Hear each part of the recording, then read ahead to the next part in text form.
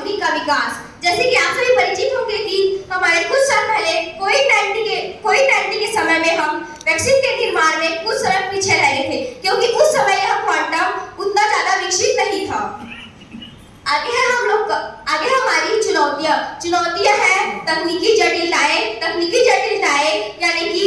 विशेषज्ञों की कमी या उस मशीन को हम कैसे डिजाइन करेंगे, कैसे बनाएंगे, यह हमारी तकनीकी जटिलताओं के अंदर आता है। फिर है उच्चतम लागत, किसी भी मशीन को बनाने में उसका बजट बनाना पड़ता है, कितना खर्चा होगा यह सब हम लोग को डाटा रखना पड़ता है, तो उसी को हम लोग उच्चतम लागत बोलेंगे, जो हमारे देश में अभी इसकी कमी है।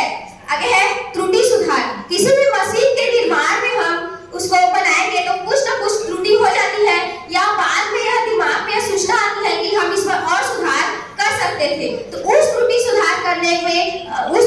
करने की आवश्यकता होती है। और आगे हम पुष्टिकरण, यदि हम किसी भी मशीन का निर्माण करेंगे तो सामने वाले को उसकी जानकारी देने के लिए या उसे सत्यापित करने के लिए हमें पुष्टिकरण की आवश्यकता पड़ती है। तो मैं अभी बताना चाहूंगी कि क्वांटम सिद्धांत कैसे प्रतिपादित हुआ।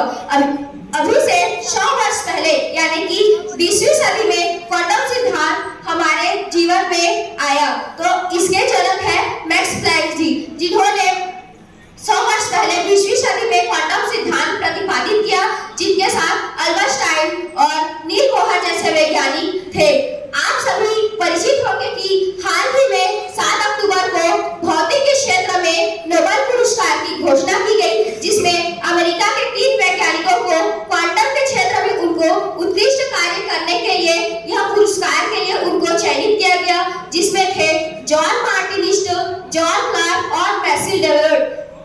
मैसिल डेवरेट, जिन्होंने इलेक्ट्रिक सर्किट, माइक्रोस्कोपिक ऊर्जा और क्वांटिटीकरण के क्षेत्र में अपना महत्वपूर्ण योगदान दिया, जो हमें क्वांटम को समझने और उसे दूसरे को समझाने में हमारा नजरिया ही बदल देगा, अर्थात हमें उसे समझने में आसानी जाएगी। आगे हम बढ़ते हैं कि इलेक्ट्रिक सर्किट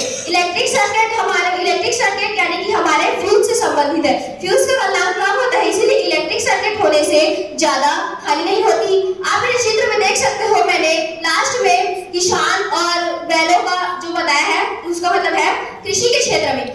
क्षेत्र में क्वांटम का बहुत ही महत्व है। अभी हमारे जो नए मशीन आ रहे हैं, हार्वेस्टर, थ्रेशर या फिर कीटनाशकों को मारने के लिए नए जो दवाइयां आ रही है वो हमारे लिए बहुत ही सहायक है। क्वांटम रोजगार के क्षेत्र में, यदि हम क्वांटम को रोजगार के क्षेत्र में लेते हैं तो उस नौकरी को करने के लिए हमें विशेषज्ञों की कमी होगी और उसमें वेतन प्रतिस्पर्धा भी होगा। आगे हम चलते हैं शिक्षा के क्षेत्र में हम देखते हैं कि क्वांटम का बहुत ही ज्यादा उपयोग हो रहा है।